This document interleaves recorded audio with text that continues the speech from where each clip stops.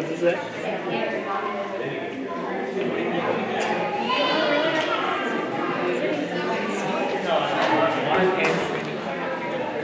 So not that one, but this one. Is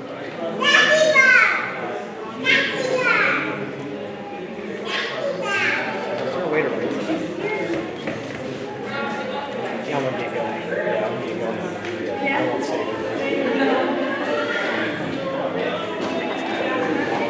What is it?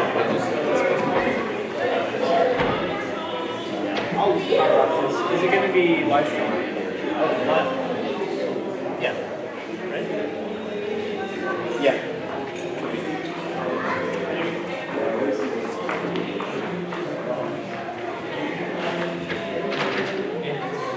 That's hot.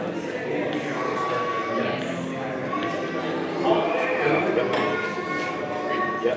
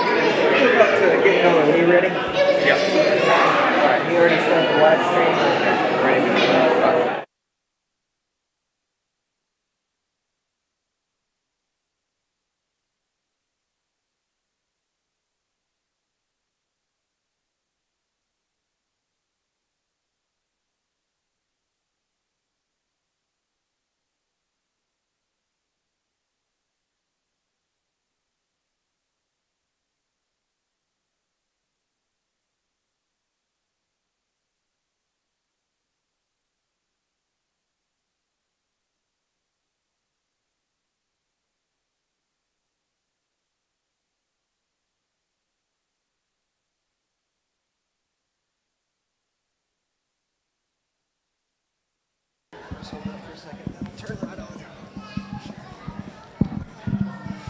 Hey guys, we're going to go ahead and get started. Thank you for sticking around and being here. I am going to open us up with a word of prayer and then read some scripture just so we can make sure and have a good foundation for what we're doing. Hey, Jesse, could you turn these mics down just a little bit? They're a little bit hot. It's 5 and 6 is what we're using.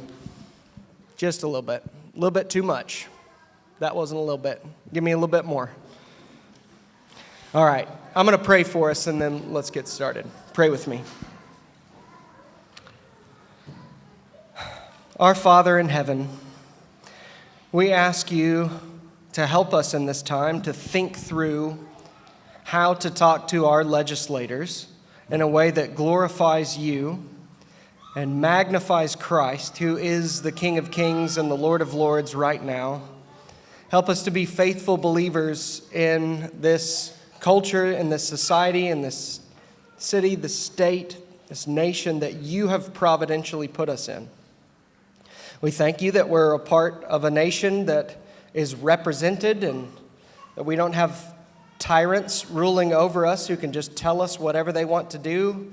We thank you for the governmental structure that we even have. And we ask you to help us to be faithful in it as those who are represented.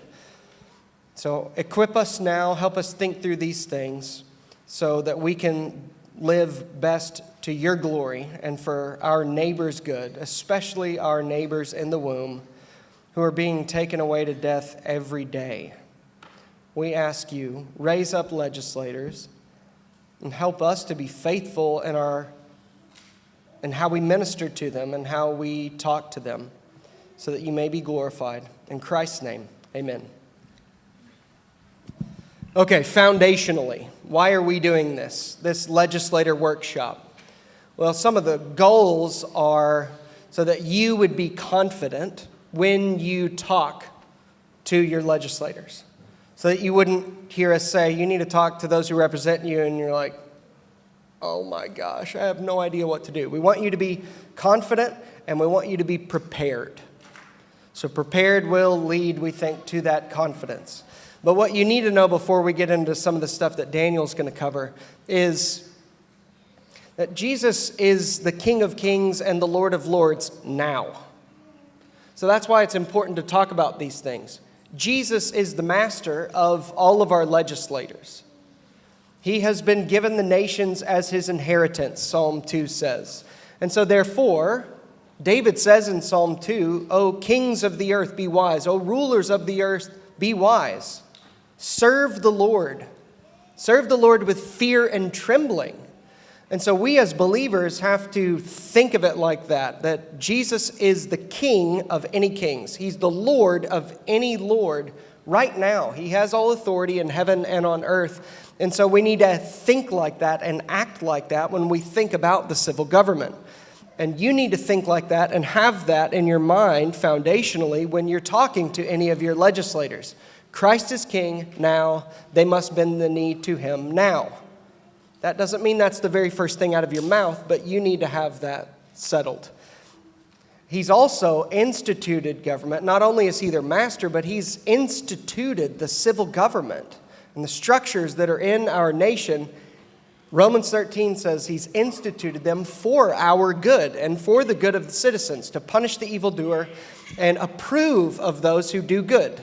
So he's their master, they're responsible to him, and he has instituted and delegated his authority to the government for your good and for the good of your neighbors. So having those things in mind, then we ask and think through, how can we best then talk to those who Christ is the master of and that he's instituted them for our collective good. So Daniel Chepkoskas is with the Patient Choice Coalition, and Daniel spends his entire vocational time lobbying legislators, getting bills passed, and educating legislators on different issues. So Daniel, would you for 2 minutes tell us a little bit about what you do vocationally so we can have a good idea of why is this guy helping us think through how to do this? Yeah, so in the same way that we advocate for abolishing abortion, I advocate for other issues as well at the Capitol. So I have clients who pay me to advocate for or against certain legislative items. So one example is there's decreasing access to healthcare providers in rural parts of Oklahoma. So I advocate for bills that would help strengthen or increase access in those areas through maybe more opportunities, different types of facilities that can be opened in those areas. So it's very similar to what we do with abolition. It's just the process is the same, but the issue is different. So there's a problem that we're trying to solve, but the process is almost identical. And just, beginning off with our conversation, it's important to note that there's no one-size-fits-all to passing a bill or accomplishing abolition of abortion. We have to keep that in mind. But there's good strategies. There's good things that we can keep in mind when going forward. There's obviously things to avoid, but saying if you do X, Y, and Z, we'll accomplish our goal every single time. It doesn't work that way, but there's good principles that we can follow in being successful with whatever our goal may be. So whether it's abolition or other legislative items, there's principles that we can follow that are real helpful. Yeah. Cool. Thank you. Okay, so this is what we want to do throughout this whole time. We've got something laid out. Daniel and I have met and worked through, these are the things that we want to talk about and hit. And then Daniel revised it and made sure it was clear. So he's going to basically work through this, and we're going to talk about it. And throughout any of this, when you have a question, just raise your hand. And when we are kind of at a stopping paragraph or something, then I'll try to look out, and you can ask your question as we go, rather than only waiting till the end and then hopefully you remember the question that you were going to ask.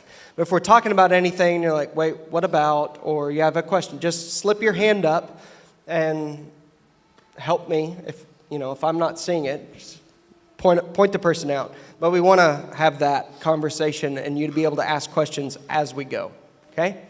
So it may be a little bit different than we normally do things, but this is not like a talk and then we'll have Q&A. It's Q&A the whole time, okay? So why don't you take us away? Okay, so where I'd first like to start is understanding where we're at legislatively. There's a lot of things that have been going on here in Oklahoma and across the country. Obviously, everyone's quite aware of Roe v. Wade, and then recently in the press there has been a case that was brought up by the Supreme Court is Dobbs. It's a Dobbs versus Jackson Women's Health Organization. And that particular case has to do with a 15-week abortion bill that was passed in 2018 in Mississippi. And so there's a lot of reasons why, or potential reasons why, the Supreme Court decided to take up that case. But what it's done is it's put the abortion issue at the forefront. So what you'll see in a lot of different states is that they're running different regulative abortion bills, but it's not like it typically is prior to this Dobbs case. A lot of states are trying to position themselves for what happens when this Dobbs case is finalized, when an opinion is given at the end of June. That's when we're told it'll probably be given. So understanding the reality of that case and then the bills that we actually have moving through our legislative process right now will be really helpful when we speak with legislators. So I think with the Dobbs case, just a little background information on that. That was a 15-week ban, or 15-week threshold, so abortions can occur up to 15 weeks, but not past that. So there are some scenarios that can potentially happen with this Dobbs case when it's finalized in June. Now, don't write this down and saying like this is exactly what will happen, but these are the scenarios that could potentially happen at the end of June. The first is that the Supreme Court rules abortion to be completely unconstitutional. There's no way that's going to happen. I mean, it could, but it's highly unlikely. The second scenario due to the Dobbs case is the opinion will rule that states have the regulative authority to rule on abortion in any way that they see fit. Basically, they'll kick it back to the states and say, Yeah. we're not going to give an opinion on it. Every state has to decide what they're going to do. Absolutely. And you think that's the most likely thing they'll I probably think do? that's the highest probability, not because I have any faith in the Supreme Court, but it was very bizarre that they even took up the Dobbs case at all, because there's been precedent to where other cases have went to the Supreme Court, they've been struck down every single time. So the question then asks, what are they going to do with the Dobbs case? Are they going to rule abortion completely unconstitutional? Will they kick the regulative authority back to the states, meaning the states can regulate abortion any way they see fit? Or will they take the Dobbs case, meaning the 15-week threshold, and apply that to every single state, meaning you can regulate any way you see fit after 15 weeks. So that's really the three scenarios that we have before us. So it's important to recognize that when you're communicating with legislators, that helps us and them, the legislator, understand why certain bills should be avoided, how we are to understand particular legislation that's actually going to and has been passed this legislative session. Mm-hmm. And in the end, we need to just keep in mind that it's irrelevant what the Supreme Court says we can and cannot do when it comes to the life of the preborn. We do not have to we don't have to cross our fingers and hope that they're going to actually say it's unconstitutional. No, they don't have the right to tell us that we have to allow babies to be murdered in our state. But it is good to know, like, this is probably what's going to happen. And what a lot of legislators are going to be talking about, and what they have been talking about, they told us this past session, we're going to wait and see what the Supreme Court says with Dobbs versus Jackson Women's Health. Mm-hmm. It's a way for them to, like, push it off. And it's like, that's not our job. That's the Supreme Court. We'll let them decide that. Yep. So the scenario that I think has the highest probability is the Supreme Court giving regulative authority back to Oklahoma or the states. It doesn't change what we do, obviously, like you said, but it's important to keep that in mind, because a lot of legislators are hanging their hat on this idea that, well, the Supreme Court's going to give us the regulative authority, so therefore we're going to have legislation already in place that's going to, in their mind, abolish abortion. And so that goes to the next point is, if that situation occurs, what will Oklahoma be stuck with? There's two bills, one in particular that's already passed. It's Senate Bill 612. It makes abortion a felony, and then there's a $100,000 fine. It doesn't have anything to do with the criminalization of the act, self-induced abortions. Basically, it's just focused on the abortionist. Another piece of legislation that also just passed the Senate, hasn't been signed by the governor yet, is Senate Bill 1503, and that's just like Texas's heartbeat bill, where individual citizens have to sue. And I think it's important to recognize that that bill doesn't have anything to do with criminalizing abortion at all. It only has to do with giving you and I the ability to sue, and under certain circumstances. So legislators like to hang their hat on the first bill, the felony and $100,000 fine bill, that this abolishes abortion. It doesn't, because there's still the exception for life of the mother, and it doesn't have anything to do with self-induced abortions or abortifacients. So that will be what you see a lot on social media, is that this bill will abolish abortion. And they're using the abolitionist terminology now because the abolition movement has gained so much steam. So they're saying things like, this will abolish abortion, or this will end abortion, or this will criminalize abortion. I've heard legislators who only do these kinds of bills tell me, like, it will criminalize it. It's like, well, you'll make it a felony, so it would be a criminal act, but that's not what we mean by criminalizing abortion, by just saying it's against the law to do it. Yeah. We're talking about equal protection, that the homicide laws would just apply to everyone equally. But they're using our terminology now because there is a lot of momentum, and there's a lot of people that aren't happy with the regulations that's happening. So they're trying to, I think they're even changing the way that they talk. Yeah. And the pro-aborts do the same thing. I mean, Oklahoma was on ABC World News Tonight, Thursday night, this week. Susan, who many of you know, was right there on World News Tonight talking about how Oklahoma has total ban on abortion. was like, that's not what's actually happening, but that's what they're presenting it as. That's what the legislators who are advocating for this are presenting it as too. Yeah. So don't be fooled. So the main reason I bring up these particular bills is that it's helpful for us to understand what they do so that when we're actually communicating with our legislators, we're able to articulate in a specific way why they're unjust bills, why they're wrong, why we should do something different. Because just from my vantage point, there are lots of stakeholders or individuals that come to the Capitol all the time on different issues.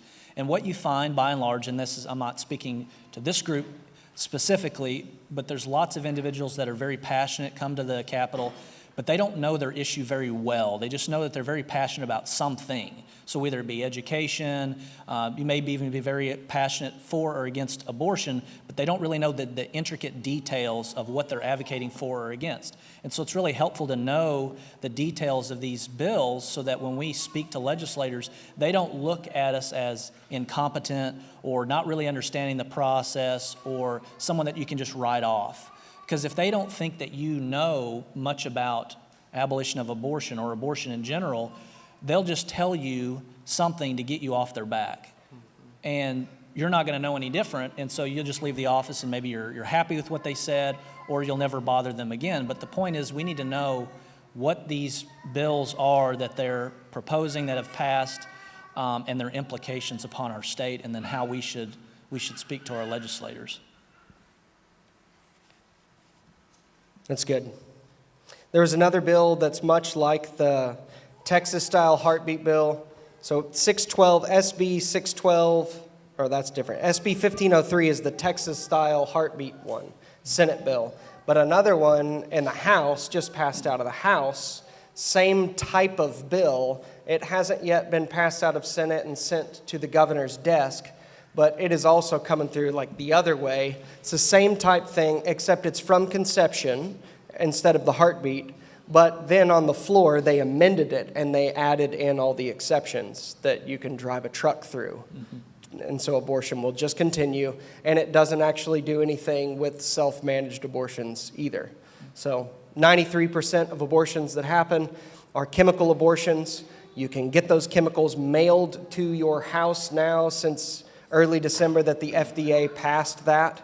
And so you can do telehealth, get it mailed, and you can kill your baby at your house, and nothing will prohibit that at all. So even if that bill gets passed, 93% of abortions currently are done that way. 100% will be done in the future if they pass that. So that 7% that happen after 13 or so weeks, when they are further along than they can use RU486, that 7% that exists, those 7% will just make sure they get it done earlier. Because it doesn't actually establish protection for anyone. It just gives the window. Yeah, that's right. But they will say, we've ended it. Okay, so that's helpful. We can move forward from that, but just keeping in mind these bills, and I'll be more than happy to type up, a short explanation of each one of these bills so that when you do talk with legislators, you have an idea of what has happened, what's going to happen with the Supreme Court, and you can utilize that to your benefit when you're speaking with your legislator. Because I can't reiterate enough that you are all lobbyists when you talk to your legislator, whether you file you register with the Ethics Commission like I do or not, it doesn't matter. You all are lobbying your legislator when you talk to them. So you should keep two basic things in mind. You need to be an expert on your material, and you need to be well seasoned with grace as far as the way that you communicate. And now obviously we're all gifted in different areas, but we should strive really, really hard to know our material well and to communicate it with grace, but in a real pointed way. Gentle yet firm. You can't just be gentle, and you can't just be firm. You have to be firm on the truth, but gentle. Because like some experiences we've had where some meetings with legislators, we weren't as pointed as we could have been, and later came back and just made the ask. If you don't make an ask or don't have some purpose or reason for your talk or your coffee with a legislator, that's fine. They'll just listen to you and like, oh yeah, thanks for meeting with me. I'll do everything I can. Yeah, but you never ask them to do anything. And that kind of goes into the next section, is like how we speak with legislators and why, or what we should be asking them to do. So does anybody have any questions about kind of the first section of where we're at legislatively? Tammy. I should know this, but didn't we, last year, there were passed a trigger bill, and would sending it back to the states ignite that trigger bill somehow? And if it does, that's still not a legal justice bill. So the question is, didn't we in Oklahoma pass what's called a trigger bill last year? And I believe Greg Treat authored the bill, and it's called a trigger bill, which he was saying was like an abolition type bill, except that's what he was saying. Abolition bill, trigger means if the Supreme Court kicks it back to the states, like Daniel's saying they might just kick it back in general, then that would be enforced immediately. Yeah, and that's kind of an interesting bill as well, because if something's triggered based on what the Supreme Court does, and we wipe out all of our regulative bills, what are we actually left with? And so that's kind of why it's problematic to do all these piecemeal or these regulative bills, is because the legislature wants something on statute to regulate abortion, but if we have a trigger bill that does away with all the regular bills, what do we actually have left? And so I'm actually a little confused about that as well. Is like, if that is enacted, what will we be actually left with, which will be just another regulative bill? So Tammy, to your question too, that was passed last year. And to my understanding, that bill was from conception. There were exceptions in it, but it was from conception. But then what's interesting is that this year, the same exact senator, who's the pro tem of the Senate, authored another trigger-style bill, and it was from 30 days after conception. So it was the same thing, but then he changed his mind from last year that it was from the moment of conception to 30 days post-conception. And I'll leave you to think, why would someone say it's okay to kill a baby within the first 30 days? Why would someone do that when they had said they really want to abolish abortion? So that means Plan B's fine, various forms of hormonal birth control that are abortifacient, fine. That's what that bill would say. It wouldn't actually protect children, and so it got moved to the 30-day mark. So there's this just shifting around, even that happens. Yeah, and Treat, he's the Senate pro tem, and so he basically controls just about anything that happens in the Senate. So there's a lot of different reasons why he may run these bills that seem to conflict with themselves. He's about to term out, and so this is just from my experience. When legislators get to the end of their 12-year term, their term limit, they are jockeying for a job outside of the legislature, and so a lot of times they'll run things that don't make a lot of sense or outside of their character, so that they can position themselves at a big not-for-profit or a big company after they come out of the legislature. So like with, Treat ran a voucher bill for education this year, completely out of character for him. And just like you said too, with the different conflicting abortion bills, why would he do that? Is he just stupid that he doesn't know that they conflict with one another, which is it's possible that that's what's happening. He probably is, but it could be for other reasons, that he just wants to be seen as someone that's doing everything he possibly can to abolish abortion, which if he really wanted to do everything he could, he would just swing for the fences and just go for the whole thing. But Mickey, you have a question? You sure? Your face looked like you had a question. You have thoughts. Okay, let's keep going. okay. Is that helpful? Thanks, Tim. Yeah. Anybody else? Question about anything? So I guess the main takeaway from that first section is that legislators are going to hang their hat on that they actually abolished abortion, and they didn't do that in the slightest.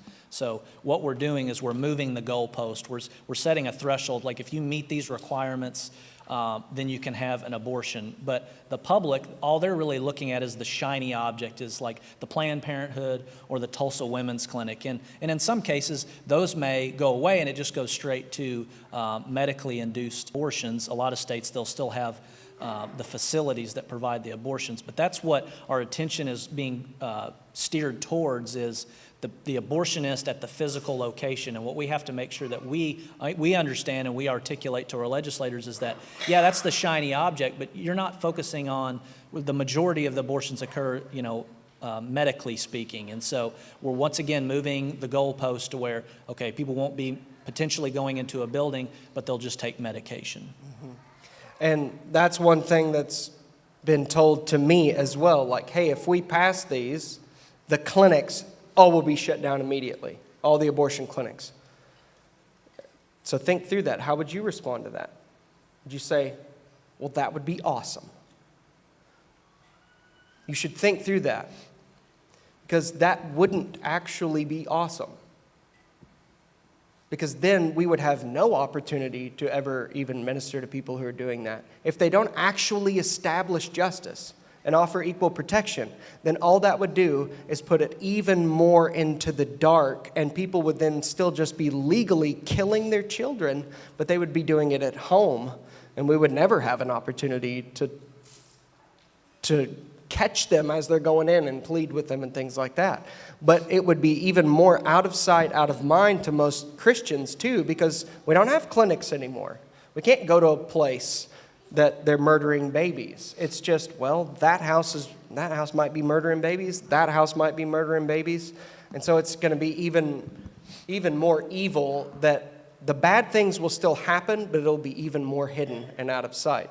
So a bill that would just shut down the clinics is maybe not good in the end, because it'll make it even more something we don't think about, or people don't think about.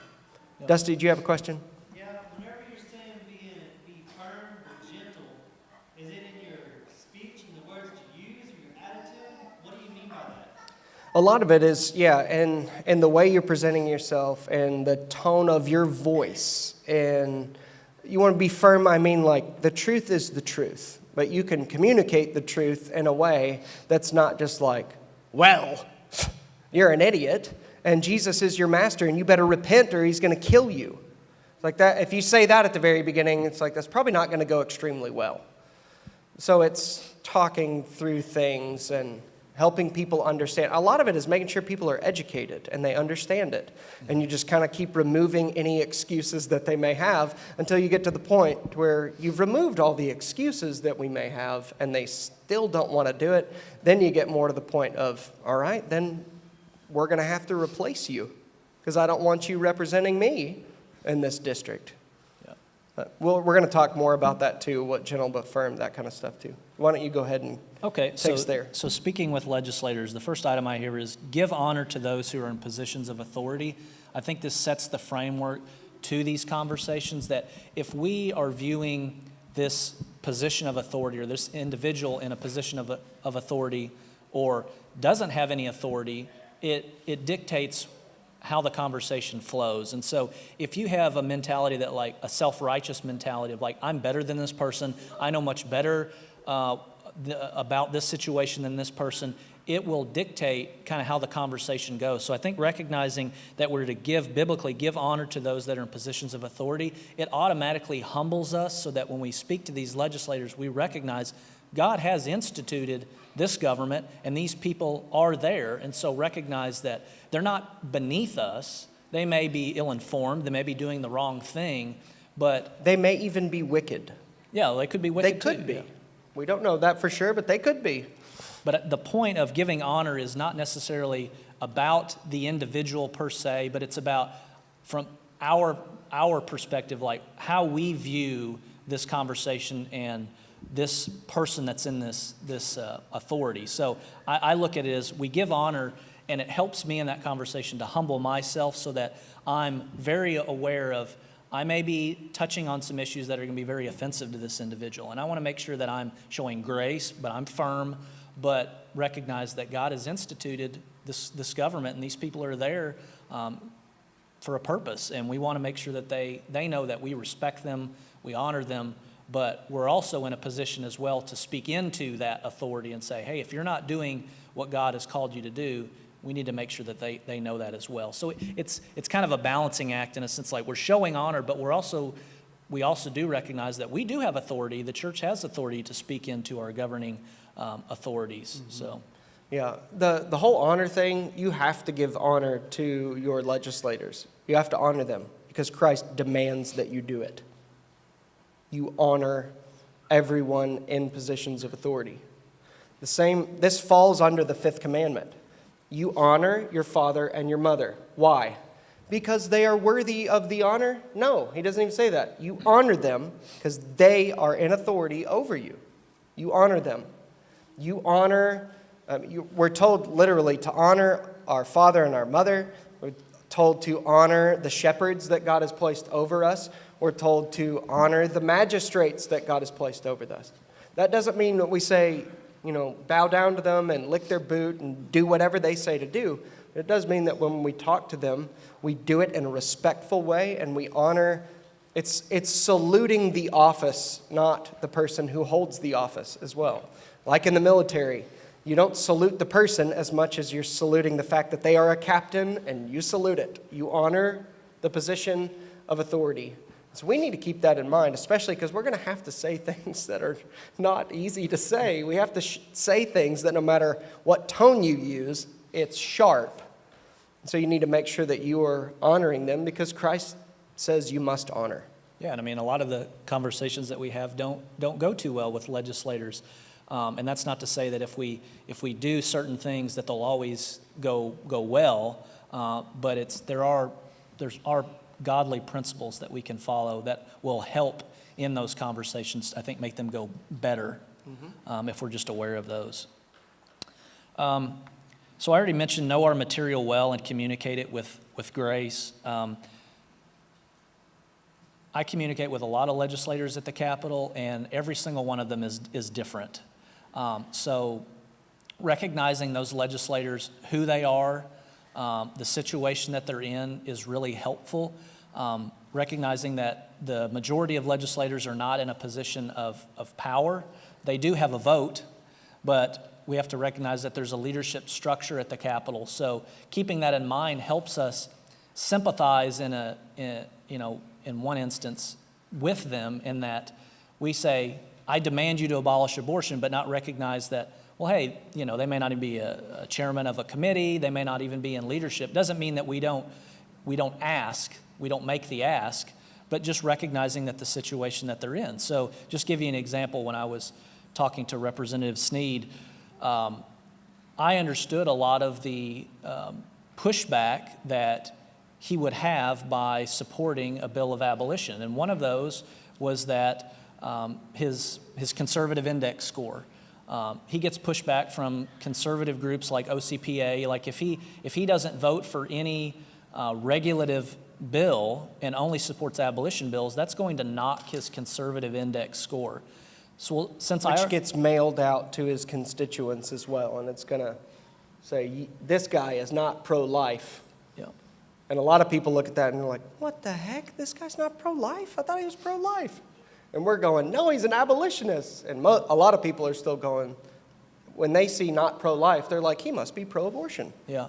So knowing that reality, talking with Representative Sneed, I was able to tell him, hey, I understand that if you don't vote for any of these regulative bills, it's going to be a knock on your conservative index score. So I'm still telling him the same thing, that he needs to not vote for these bills and vote for these bills, but I'm doing it in a way to where he understands that I'm not a fool walking in his office. Like I understand the ramifications. I understand that what he's having to deal with, and it makes them less likely to say, well, who are you to come in here and ask me to do something like this? Like, you don't have any idea what it takes for me to run for office. You have no idea the pressure I'm under. And if we are able to use some of these, if we know some of these situations that occur, and we use them in the conversation, many times it subdues the legislator, it humbles them, it helps in that conversation to where they don't think that they're just talking to some random person off the street. Like, this is someone that really knows what I'm going through and really knows the issue well. So that's kind of a helpful tactic, is understanding what legislators are dealing with and using it to your advantage. There's obviously many legislators that don't care about that. They just want the 100% score on their conservative index, and they're not convicted by regulative bills at all. But there are many that is the rub. Representative McDougal, when Mickey talked to him, that was one of the first things he said, is like, man, I get what you're saying and this makes sense, but if I don't vote for any of these pro-life bills, then I'm going to get knocked on my score. And so you have those situations to where they do wrestle with it, some more than others, and then others just don't care at all. But we need to know that, because we'll find many legislators that will begin to think about that. I would say make sure with that you sympathize with them, which would mean you recognize that it will cost them something in the eyes of people, and then you get with them in that and help pull them up out of thinking like that. Empathizing with them in it, you could say, would be just like, man, that does stink. Sympathizing with them would be, man, that does stink. And we will have your back. Yeah. There will be an army of people that will be behind you and support you. If you do the right thing, say no to unrighteousness, yes to righteousness, we will support you. We'll have your back. You don't have to worry. So what if you lose some kind of conservative score? If you do what is right, the Lord will be pleased with you, and his people will come behind you and support you as well. You're not going to be alone in this fight, standing against men. So I would tell people like that too. And we have a good example of that and too. Be a man of your word or a woman of your word when you say that kind of stuff too. And when they later ask you to do something to help them, do it. Help them. Support them. If they'll stand up and do what's right, we need to support men like that. Yeah, we have an example with Senator Hamilton, Senator Merrick, to where I've had these conversations with them. They made sure that their constituency knew, this is what I will support and this is what I won't support. And so, a lot of this is why. Yeah. Whoops. So a lot of the legislators you speak to will have not already had those conversations, so that they're not fearful of what they'll think if they vote for or against a particular bill. But what we can do is we can assure them that, hey, I will help you. You can communicate this to your constituency, and some won't understand, but a lot of them will be less prone to say, you're not pro-life because you voted against these bills. So we can help legislators understand that dynamic, that a lot of these issues can be resolved in their district, and we can help them with that. We can tell friends, we can tell families and say, hey, this is why they're voting for and this is why they're voting against these particular bills. So the next thing that we've got is make sure that you are clear as to the purpose of the meeting. Don't be vague. Be clear. What do you mean by that? Yeah, so talking to your legislator, that could be at the Capitol, it can be in district. I recommend in district much more than I do at the Capitol. Legislators are not very open at the Capitol. They're very busy. Their minds are pulled in a million different directions. It's no excuse, but they go. I'm like here, so. The question is, what do you mean by in district? Okay, sorry, I should have clarified. No, that's fine. So like Representative Fricks, Representative Sneed, those are the majority of the people in here, that's their representative. And so what I mean in district, I would mean in District 13 or in District 14, so it would be back home. So we're actually where they live. So Charles, it would be you're meeting with McDougal not from the end of January to the end of May when he's at the Capitol for those few months. You're meeting with him from the end of May to the beginning of January, most of the months when he's actually not at the Capitol, but he's back home and he lives in your area, and it's not just waiting till he's at the Capitol to meet with him, but you're meeting with him in the place that he represents you. Yeah. Once the end of January starts and they start session, it's over. It's like if that's all we're doing is talking to people at the Capitol, it's like we're not going to do anything. It's when they're out of session, that's when they decide what bills they're going to support. That's when they get educated the most and things like that. And so that's what it means. Like you have a relationship The most important is to have it out of session so that when they are in session, they do what is right and you're not trying to convince them. It'd be like you trying to convince me to change something in my sermon like 10 minutes before I'm going to preach. It's like, that's probably not going to happen. Like, I've already studied, decided, like, I'm about to go. And even if it's like, oh, crap, you might be right, it's going to be really difficult to make that call in the moment. It's the same type thing in session. Yeah, and so we should look at lobbying from the perspective like a football game. So all the hard work is put in prior to the actual game. So you want to be prepared for the game. So when is the actual game legislatively? That's when the legislators are at the Capitol. So we want to make sure that we are preparing them for the game. We want to be putting in the hard work outside of the legislative session. So when they're in their district, they don't have the pressure that they do when they're at their Capitol. They're more likely to meet with people and communicate about more difficult conversations. So taking advantage of that time, preparing them so that when they do enter the game or the legislative session, that they're prepared in how they're going to make decisions when they actually have to vote. Good? So the purpose of the meeting, thinking through that, legislators may not be in a position where they know anything about abolition. You would think that they would, but many of them don't. Just like you and I, how we wrestle with abolition, of like working through that. How does this play out practically? Recognizing that they're not bombarded with it. They're not thinking about it as much as we are. And so recognizing that they may just be in a position to where when you meet with your legislator, that the purpose of the meeting is purely to just share with them who you are and about abolition. And it may be that you don't get from A to Z of abolition, but that you only get halfway through or a quarter of the way through. It's about setting the stage. It's like we're building a house. We don't start with the roof. We start with the foundation. And so a lot of legislators, I think we assume that they know a lot more than they do, or that they know a lot more.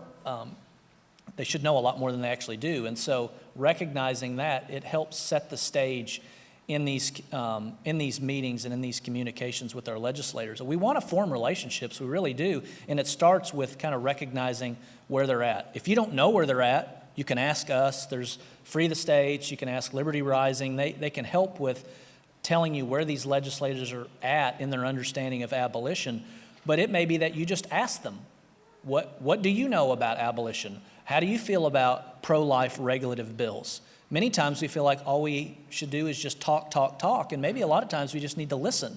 Ask them real pointed questions about abolition and let them share their heart and their feelings about it. So that's an important point, is when you're talking to legislators either in district or at the Capitol, know why you're there. What do you want from this legislator? Do you want them to just understand abolition better? Do you want them to author a bill? Do you want them to co-author a bill? And that gets into more details about the legislative process. If we're asking someone to author a bill of abolition when they're already at the Capitol, it's too late. There's time frames. And so we're hurting ourselves when we don't understand that reality. Now, when it comes to co-authoring bills, they can co-author bills throughout the entire legislative process.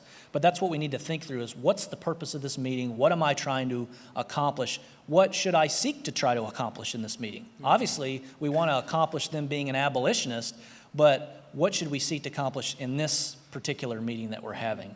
So a couple things just on what he said. They may not be educated about the issue in general. And here's two examples of where that's true. I won't tell you the names of these guys, but they're both state senators, and they're two of the most adamantly pro-life, like authoring pro-life bills, pro-life legislators. One of them we were in a meeting with, and he's telling me that the bills that he's passed the past few years have actually saved babies' lives. Like he was, like kind of stump speech almost. And I just said, how do you justify that claim when the reported abortion numbers have gone up since you've been in office and started passing these bills? And he said, well, I didn't know the numbers had gone up. You're the one authoring these bills every year and telling people, I pass bills that save babies. It's like, what do you do with the numbers have gone up? He didn't even know the numbers have gone up. He didn't even know what the numbers were. Another guy who is, again, pro-life author of the bills, not just a supporter. Like, he's a big leader. He gave a speech not too long ago when I was at a meeting, and he was talking about how we need to shut down the clinics and things like that. And this Senate joint resolution that he is going to try to get on the ballot would shut down all the clinics. You know, when I asked him, privately asked him, like, what do you do with the fact that 93% of abortions in our nation are with drugs? And people can get those since the beginning of December in their own home, and they get it mailed to them. He had no idea. No idea the FDA had passed that. No idea 93% of abortions were drugs and not surgical abortions at clinics. And even in his speech, he said, we murder 20,000 babies a year in Oklahoma. 20,000 at the clinics, like reported abortion numbers. That's not right either. It's 5,000 is about the average in Oklahoma. It's like, we've never reportedly killed 20,000 babies, but he's just talking passionately about this stuff. It's like, we kill 20,000 babies a year at the clinics. We need to shut them down. It's like, well, that's not true. And also, but these are the guys who are leading.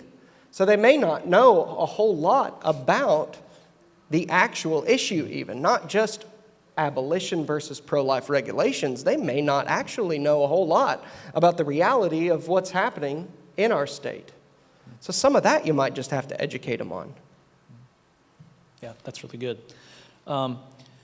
Next point to keep in mind when speaking with legislators is you're wanting to steer the conversation. You want to lead the conversation. It's easy to go down rabbit holes in conversations with legislators where they'll just want to take the conversation wherever they want it to go. The purpose should be that you're steering it towards the ends that you have already planned in advance. Now, obviously, we all know in conversations they don't always end up the way that we want them to, but that should be the purpose, is trying to steer the conversation.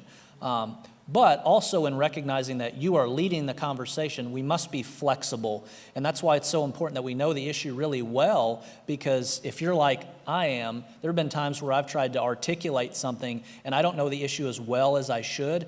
If I'm taken off path, like I'm not able to go A, B, C, D, or through my bullet points, it kind of messes up the conversation. And I don't really know what to do when I'm asked these different conversations.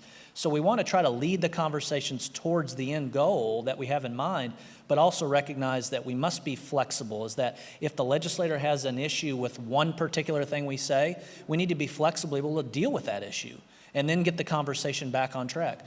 You may not even be able to get the conversation back on track and finish what you were trying to achieve, but you may just need to focus on that one point. That may be the sticking point for that particular legislator. And I think if we're really focused on trying to understand where this legislator is coming from, what their sticking points are, we'll notice them when they pop up. We really will. And so, like in a conversation, me and Brandon had with a legislator, it took a while to really see where the sticking point was, but when we found it. And it offended him, but the issue was in regard to iniquitous decrees and how you can't support pro-life regulative bills. Tell you when you can murder a baby. If it says, do this, then you can murder a baby. I said, well, that's Isaiah 10:1. That's an iniquitous decree. You're decreeing that they can murder babies. He did not like that. Yeah, so in your conversation, you may find that a particular issue really stands out to a legislator. That's probably where you need to focus quite a bit of your time, because they may not really be interested or have much issue with the rest of your conversation or what you're trying to articulate. If you find really what their sticking point is, hammer down on that, focus on that issue. And that's really what we're trying to do in our conversations with legislators. We're trying to figure out, why have you not been supporting these abolition bills, or why have you been supporting pro-life regulative bills? And then once we are able to really pinpoint that's why, then you can focus on that issue. So my goal many times when talking with legislators is, obviously I want them to vote a certain way or support a particular bill, but I'm also wanting to find out what's in the way of them doing that. And so you'll notice it when you talk to legislators. Most of the time they'll hint at it through their conversation, or they'll just blatantly tell you. And then once you know that, it'll really help you to steer the conversation in the right direction. So if you know that rape or incest issues or rape or incest as exceptions in pro-life bills is their sticking point, focus on that.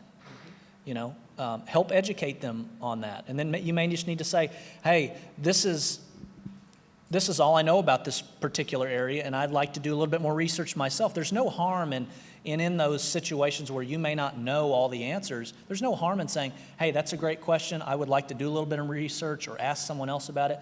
Can we set up another meeting to talk more about that? So in seeking to be as well prepared as possible, also be flexible and humble enough to say, I don't know.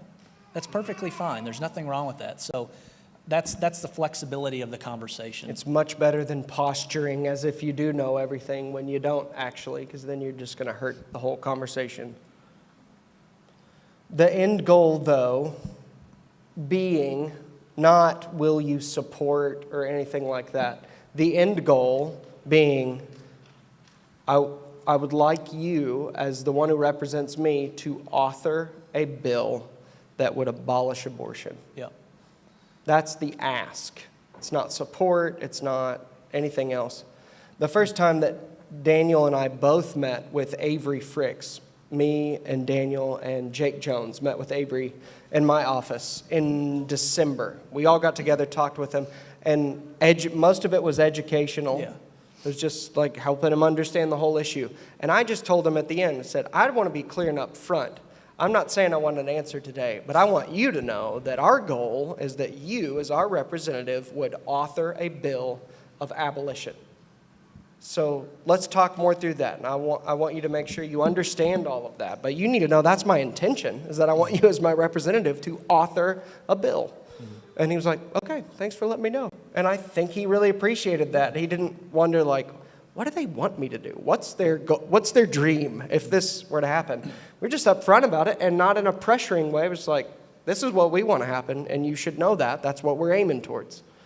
And then he did know that. And then the next time we got back together and we're talking through it, I'm not quite sure where he's at, but he was already at the I will author it. He was already there. And he already knew that. And it took a little bit in the conversation to realize, because he's saying, we need to get this done. I was like, well, the one thing we'll need is somebody to author it. And he said, well, I'll author it. I'm like, oh, I did not know that. But it's because we told him that. And he went home then and he thought about it, examined it, and came to the conclusion of like, yeah, this is right. This is what I should do. Yeah. If we hadn't made the ask, he wouldn't know what to do. he wouldn't even know what would be right to do. He would have come back and said, all right, I'll support whoever else is going to do it or something like that. Yeah, and that's something to keep in mind as well. When the legislators are not in session, which they're about to adjourn in 2 weeks, meaning they're going to leave the Capitol and they won't be voting on any more bills. The legislative session's done. Well, when you're meeting with them in district or outside of the Capitol, and you ask them to author an abolition bill, they may say, well, someone else runs those, or I've already heard that, some other legislator is going to carry that bill. Well, we don't know that, and there's nothing wrong if we had 100 legislators all authoring the same bill. Mm-hmm. So there's no reason why multiple legislators can't carry the exact same bill. Now, if we're already at the Capitol and the legislature's already in session, then yeah, our strategy may be a little bit different. If you already have someone that's authoring it, we want to get maybe as many legislators to actually sign on as in supporting that bill. But when you're meeting with them out in their district, which is what most of us will be doing here shortly, that should be the ask, is to carry it, because we have no idea who's going to actually carry or author that legislation. I mean, we know one legislator in particular that we're almost 100% sure he will, but there's no reason why we shouldn't have more that say, I'll author one of those too. Yeah, you can't do that in session because the filing deadline is already passed. So we're not asking for a bunch of different authors. Once we've already got a bill, then we're asking for co-authors, but that's when we're in session. Yeah. But it'd be great. You have 10 different guys authoring the same bill in the House and the Senate. What that does is communicate to the leadership that they cannot avoid this. It's easy for them to avoid one, but if you've got guys that are authoring all of these, they can't do it so easily. Yeah, and that was, you probably noticed, that was our strategy this session, is we found one legislator that would author, and then we had, was it 5 total co-authors? 6 in addition to the author. So we had 7 total guys. So 7 total signed on to a bill. And what our strategy was is that if you can get enough legislators signed on in support of one particular bill, it sends a signal to leadership that there's a lot of people in the Republican caucus, that's what they call it, of all the Republicans that want to support this legislation. And so we're always thinking strategically, how do we get where we want to go without compromising? And so outside of session, we want as many people to author the abolition bills as possible. Once we're in session, we find those bills that have been authored for abolition, and then we want as many legislators to sign on. You may find, and this is what's really funny, is Representative, I won't name his name, but one representative was asked to co-author the abolition bill that we had this session, and there was no in-depth conversation had at all. Somebody just asked him, will you sign on to this bill? It abolishes abortion. He said, sure, I'll do it. But then you have those conversations to where you go through every single piece of detail about abolition, and then let's just say they then sign on as a co-author. So keep that in mind. Some legislators, it's like you just say, I would like you to sign on to this bill. It abolishes abortion. A lot of times, they'll just say, okay, I'll just do it. And we see that happen. It doesn't always happen, but keep that in mind, that some legislators just think about it differently. It's like you just ask them to do something and they just do it. Other times they really need to think about it, and they got to work through the process of what that looks like. Okay, before we move on to the next section. Any question? Tammy.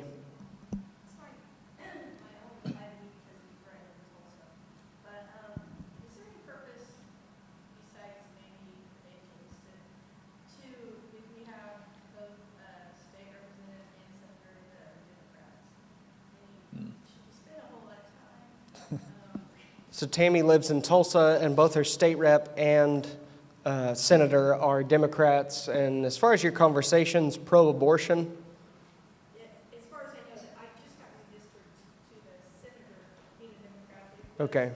Dave Rader, he barely agreed to even speak to me, knowing that, because he knows where I live, and knowing that I wasn't going to be his anymore, he was looking forward to the opportunity not to have to speak to me. So, To tell me that I now have to. yeah. So should she put her effort towards talking to her state rep and state senator, seeing that they're Democrats and their whole platform is actually pro-abortion?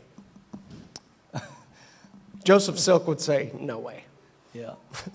I mean, I think But- if our goal is that we want to use the legislative process that the Lord has given us, that would be a meaningless meeting in that regards. So if we're actually wanting someone to support, author, or co-author, it's a done deal. I mean, precedent shows us that none of the Democrats support any regulative, and definitely they would not support an abolition bill at all. They just won't do it. They're on record, they won't do it. Now, sharing the gospel with them, I would never tell anybody not to share the gospel with a legislator. So I think we could say pragmatically, no, but morally, I would say yes, because they do represent you, and they do belong to Jesus, as he is the master of them, whether they recognize it or not. And so the same things need to be told to them. And so it's a different kind of hope than what we do when we talk to people who are professing believers, or who the platform is at least anti-abortion in some way. But I still think it's something that you should do. And maybe God will change them too. Yeah. So not just evangelism, but more the same type stuff. More, we're talking about morally speaking. I think, yeah, that's still your duty to do that. Yeah, thinking Sorry. about that particular example, we even run into that example, but with Republicans who they would say that they're staunchly pro-life, but what we've found and we've talked about is that there are legislators that run pro-life regulative bills year in and year out. And what we've found, and it was a humbling experience to me, that I thought they would be much more open to abolition. But what I found is that I found an individual that this was their calling, and by us saying you can't do those things, it immediately caused them to be extremely prideful and self-righteous. So I never really thought about it from that perspective. One legislator always is running bills, they're always debating on the floor, and they take lots of criticism from the pro-aborts all the time. And then someone walks in their office who claims to be friendly, friend, and then tells them that everything you've done is iniquitous or is evil or is wrong. Not saying that's the way it's explained, but that's the result. That's the result.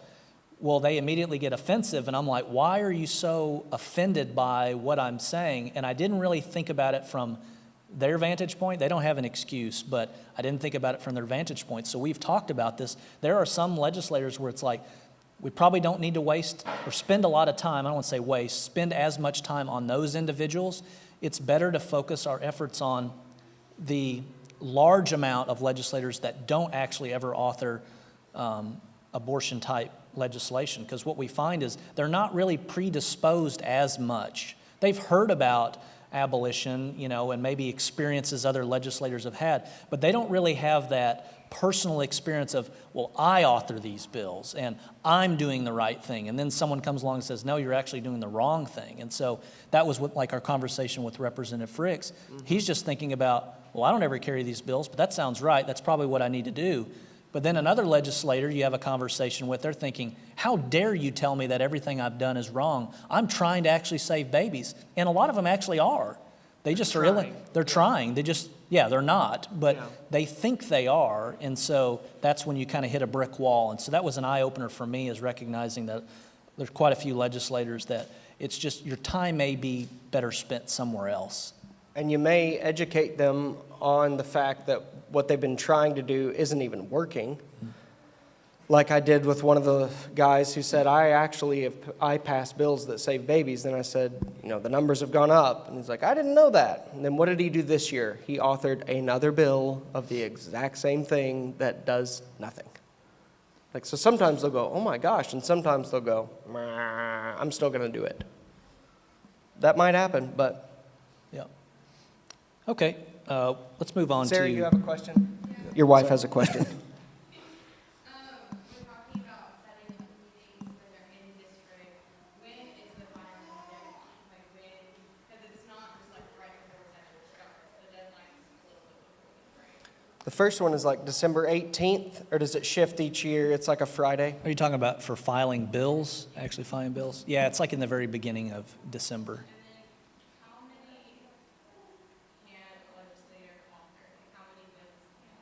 Well, sorry, I was mistaken on that. You can't actually file officially a bill until the beginning of December. That would be the pre-filing date.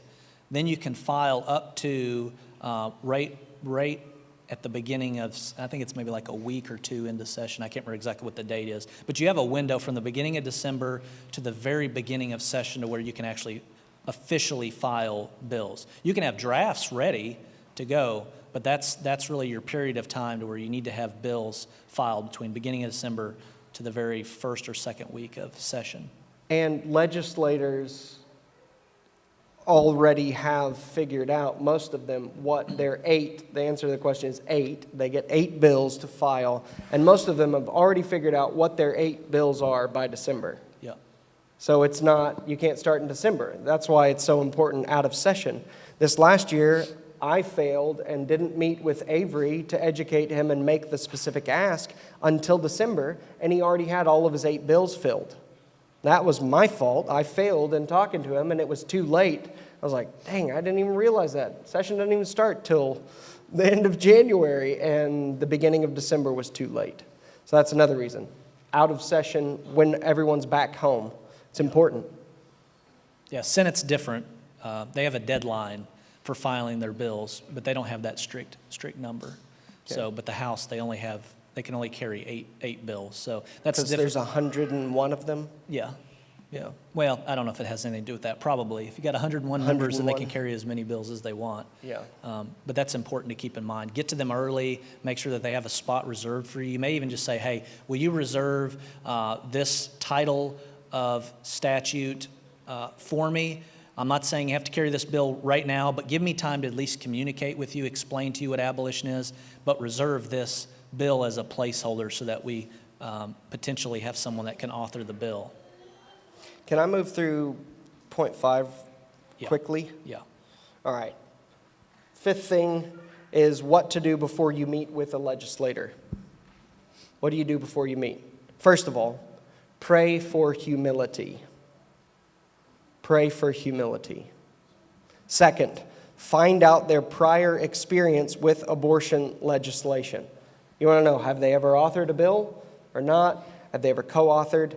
And the way you do that is by reaching out to Daniel or me or directly to anyone at Free the States. That's the easiest way to do it. If Daniel doesn't know, he can find out real quickly.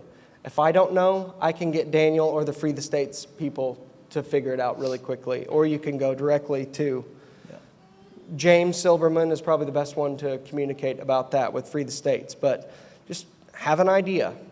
What has their experience been in the past? And then you may also figure out that, oh, we've actually met with that guy before, and he is close. He's close to us. Or they may say, we've met with that guy before, and he got very mad at us. And you need to know that before you meet with him. You need to have some idea of what their prior experience is with abortion legislation. Third, make sure you understand this is not a speech. You're not going to meet with them to give them a speech. It's a conversation. So asking them, like Daniel said earlier, asking them questions. Have a conversation with them. Something Daniel told me that was very helpful when we've met is try to use the rhetorical device of, what really helped me understand this or helped me come to the conclusion that I've come to and the conviction I've got is this fact. It's like, let them know, this is why I ended up landing here. I did not know this, and this fact that you want to communicate to them, but you can help them understand, this is what helped frame my conviction. This passage of Scripture is what really helped me and why I stand where I stand now, and that kind of stuff. So not a speech, a conversation. Fourth, what to do before you meet. Understand the arguments leveled against abolition. Understand the arguments against abolition. That people would say it's one of many ways to go about it, or it hurts your conservative index score, or so on and so forth. Fifth, understand the arguments leveled against abolitionists. Some of them abolitionists are mean. And maybe that's been true. But I think mostly it's a smokescreen and it's an excuse because abolitionists say, this is what God says to do, this is what we should do. And, if you quote the Bible at people in our culture and say, Jesus says you must obey, you've probably even seen the meme of Dwight Schrute. It's like, wow, that's a bit extreme. That's how most Christians respond when it's like, Christ says that you must do this. Like, whoa. So that legislators even respond like that. So understand that. And then one of the ones that gets brought up too, that's leveled against abolitionists, is that abolitionists do not understand the legislative process. They think we can just say, I declare abolition, and it happens, or something like that. That's not how you do it. And so understand those kind of things. Blake Gideon, when he was meeting, he's one of the pastors of First Baptist Church in Edmond. He's meeting with the legislator. And the first thing the legislator said was, well, abolitionists have been mean. And this is what he did. He said, I'm not sure exactly what happened. I don't doubt that they might have been. He said, all of us are sinners saved by grace, and we are all on a process of sanctification. And so I don't doubt that someone may have even wronged you. But let's not talk about the character of an abolitionist. Let's talk about the character of God. And he started talking about who God is, and God's justice, God's holiness, God's righteousness, God's commands, and then presented abolition in that way. It's like, I understand, yeah, that may have wronged you. Let's talk about God. Because that's really what matters, is not do the people who lobby for this have the character necessary to pass a bill, but who is God, and how must we respond to him? And Blake and Shang, I was like, that's good. I wouldn't have done that. So I commend that to you as well. But pray for humility, know their prior experience, make sure you understand it's not a speech, it's a conversation. Understand the arguments leveled against abolition, and understand the arguments leveled against abolitionists. A lot of the education, understanding the arguments against abolition, you'll learn and be equipped if you listen to the Liberator podcast by Free the States. That will help you. They've got 80-something episodes. Go through there and look at the titles and go get equipped to think through this kind of stuff. It's conversational form. They don't really leave any stone unturned, and you will be equipped to do that. That's good. No. Good? You get it, yeah. Okay. Let's go to, do we want to do common objections? Yeah, probably not. I think we've kind of already hit those. Yeah. All right, what questions do you have? Tammy? You're good. Free States just put out an action from where legislative update about what's going on with Louisiana. Okay. So they have an actual good outreach bill that's written up for the home to do state money. And they have, asked everyone to email or call the people involved there. Does that do a lot of good with people from out of state that, these legislators in another state? No. So, hold on, let me re-ask the question. So, there's a bill of abolition in Louisiana right now. A good bill, equal protection. The End Abortion Now guys with Apologia, Jeff Durbin and all them are supporting that and helping that. Bradley Pierce wrote the bill, who's Abolish Abortion in Texas. He writes the bills that we do in Oklahoma, Missouri, Kansas, all that. Bradley is legit. If Bradley wrote it, it's going to be righteous. So that's the bill, good bill. And some people are saying, like, email the legislators, call the legislators in Louisiana, you in Oklahoma, call them in Louisiana, email them in support of it. Tammy's question is, does that do anything? And Daniel's answer was no. Yeah, legislators their inboxes get flooded with emails all the time. And I was in an office just a couple weeks ago about a particular bill. I can't remember which one it was, but Representative Sneed, he got hundreds of emails from people that weren't even in his district. He was already voting the correct way on the bill, but when they're having to go through all these emails and determine what's legitimate and what's not, it can be frustrating. And I've had to deal with this personally myself on some of my issues, is that there are groups that will take people's contact information and they will send an email saying you should support or you should vote no on a particular bill, and the legislator actually thinks it's their constituent when it's not. So it's very deceptive. I can't stand it because people on the other side of some of my issues use it against me, and the legislators will vote no because, well, I received a lot of emails from my constituents. Well, they actually weren't. But what's happened is that a lot of legislators have learned that they can't trust every email that comes through.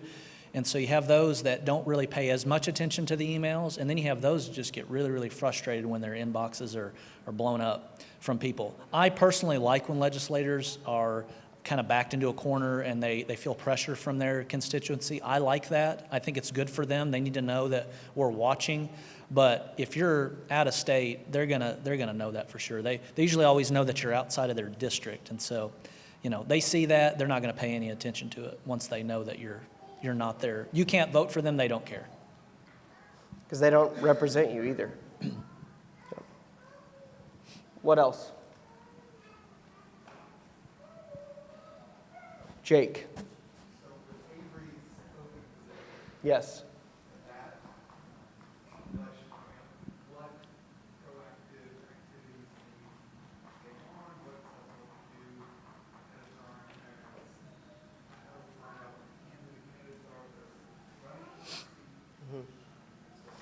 Okay, so Jake's question is Avery Fricks, who's in District 13, 13, which would cover here.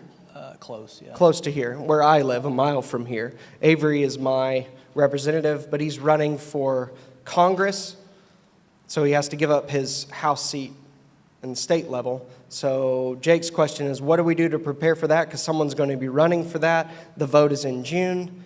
who are the candidates? How do we do that? So great question. Thank you.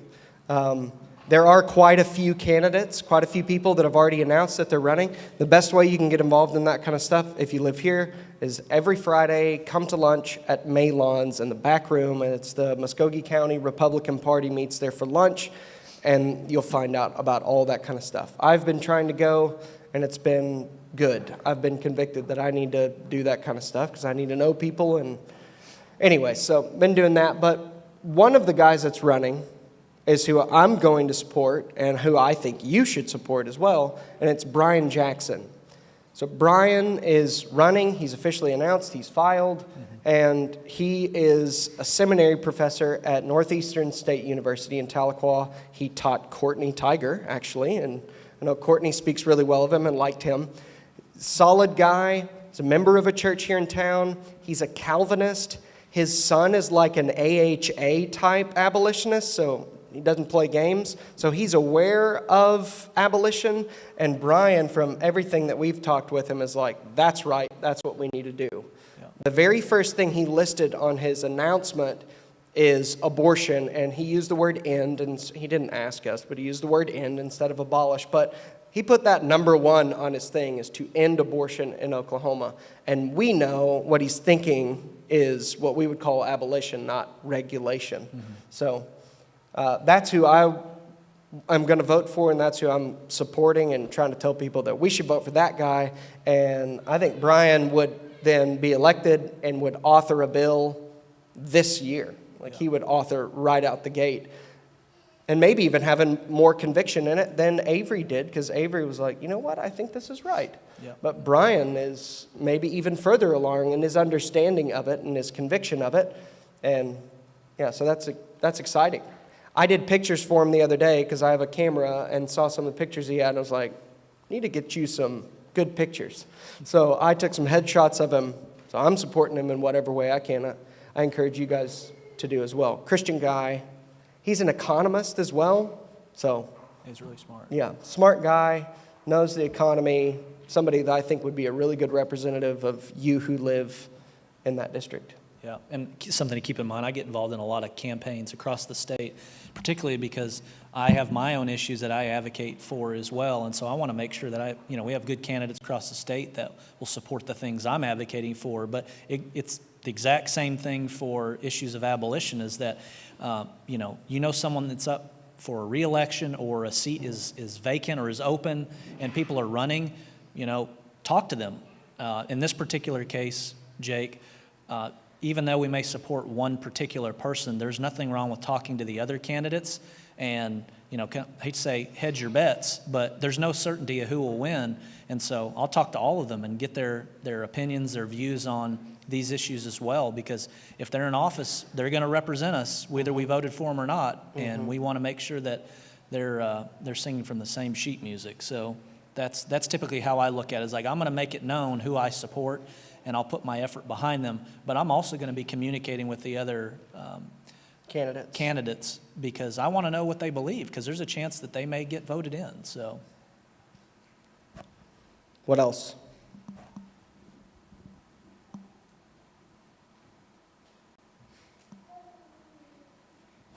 The clock back there says it's 9:45, so I think we should dismiss. All right, if you have any more questions, especially for Daniel, you can the ministry team thing just real quick. Sure. Okay. There was something on the last thing on our list, and I'll make it real quick, but setting up a legislative ministry team, you may think about that, small groups to where, like, this is going to be the leader of our group. They know the material best, they communicate the best, and formulate that team. That would be maybe a group that you want to spend time with at the Capitol when you talk to legislators. You can even use that team when you're in district or at home to communicate with your legislators. There's nothing wrong with talking with your legislator one-on-one. I encourage it, but I'm sure that you guys have experienced that sometimes it's a little, it's tough. It's like you feel inadequate because you don't really know as much as you would like to, or you don't understand the legislative process. If you feel that way, use that team, 2 or 3 people, you go meet with the legislator. But that'd be something you should think through, is that when we do go to the Capitol for Abolition Day next year, we should think about having those teams set up and have a front person. This is the person that's going to communicate a majority of the time, and the other people will help assist in that conversation, because I'm sure we've all experienced when you have people talking over one another, or you don't have a leader that's really directing where the conversation goes, it makes it really tough to accomplish much in those meetings. Yep. So some of y'all, you only have one legislative ministry team in your district. Like take McDougal's district. What number is that? Whatever. Kevin McDougal is the House rep. And that's where the Buckmasters live, the Cruzes live, and the McClellans live. It's like, that's it, as far as who's a part of our local body. So it's like, well, that's a whole team. They don't need to have 3 different teams, one team. They're all on the same page. That's good. Now, in District 13 or 14, Avery's district, who's giving that up, we have 30 different people in that district. And so we'll need to have multiple different teams that are huddling a little bit smaller together and staying on point. And like Daniel told me, he said the best is to talk with them one-on-one. That's the goal. That's the best way to do it. But if you can't do that, do it with a few people. But just be really careful on feeling like you're trying to bombard them or talking over each other. So some of us will just have to figure out how to develop a small group of us that are going to make sure that we are talking and we are educating and making sure to keep one another accountable to be talking to our legislators and having that relationship all throughout the year. Yep. So if you're not already part of some group that talks about it, figure out who you can get together with. If you don't feel as equipped and you know somebody else is more well-versed and they're in your same district, go talk to them and say, hey, let's me and a few others get together and form that legislative ministry team. And just as an encouragement as we end, I'm at the Capitol every single day, and it's very hard for me to pass bills for my clients. It is extremely hard. There's a saying in the lobbying world that there's 1,000 ways to kill a bill, there's only one way to pass it. It's true. The system is designed not to work very efficiently. So you look at what you do, and you think it's primarily that an individual's in your way, and they may very well be in your way, but the system is set up to not allow bills to pass very easily. So don't be too discouraged about that. It's extremely difficult. I mean, I've run bills year after year after year, and they get killed, and it's so frustrating. People lie about my issues, and so hopefully that gives you some comfort to know that you're not in it alone. I know the abolition issue is it's seen as much more toxic than other issues, but it's not much different in the sense of it is very hard to pass bills. Everyone's basically doing the same thing that we're trying to do, just on a different issue. Yep. Jesus will win. It's a matter of time before abortion is abolished. Maybe in our lifetime, and it may not. But our job is to be faithful in the meantime. So let's be faithful with the days that He's given us. Amen? All right, I'm going to pray for us. Father, thank you again. Thank you that you've seated your Son on the throne, that you've set Him on Zion, your holy hill, and that you laugh in the face of your enemies. You hold them in derision. We thank you that Jesus truly is the King. Help us to trust you in your providence, and help us to be faithful. Strengthen us to do our duty, and at the end of the day say we are simply unprofitable servants. We only did our duty. We ask you by your power to abolish abortion and protect the lives of our neighbors in the womb. For Christ's glory. And in His name we pray. Amen. Thank you for being here. Thanks for sticking around.